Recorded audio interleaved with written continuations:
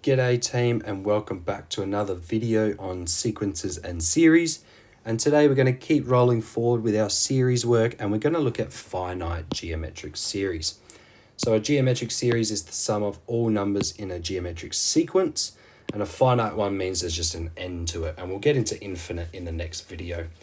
So for a finite geometric series or sequence with r not equal to 1, we have two different formulas we can use. So if r is greater than 1, we use this one. So the sum of the nth term is t1 times by r to the power of n minus 1 divided by r minus 1. So this r minus 1 will be positive, which is what we want, and that's why we use this one. If r is less than 1, then we just swap the 1 take r to the power of n and the 1 take r, so you can see the difference there. So let's do an example of both. So here we've got find the sum of the following geometric series. So this one to 10 terms, this one to 8. So we've got S10. And now let's have a look at what r could equal. So we look at this term divided by this one. So 2, 2, 2. So r is equal to 2. Now because r is greater than 1, we're going to use this one here. Now term 1 is 4. We have 2 to the power of 10 minus 1 all over 2 minus 1.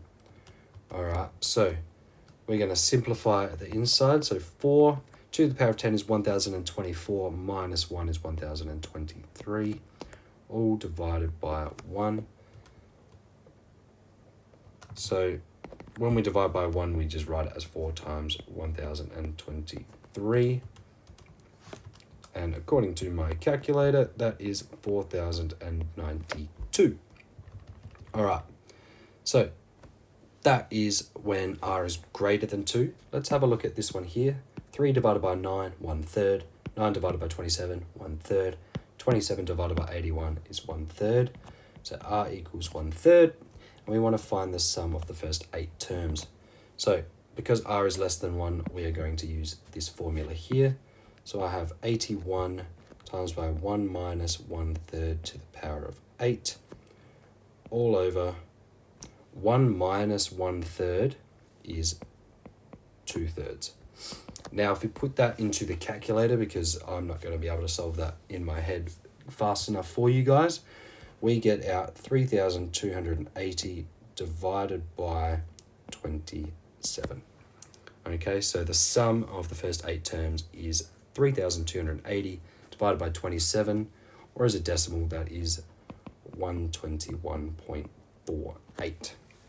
All right, so two different scenarios to use.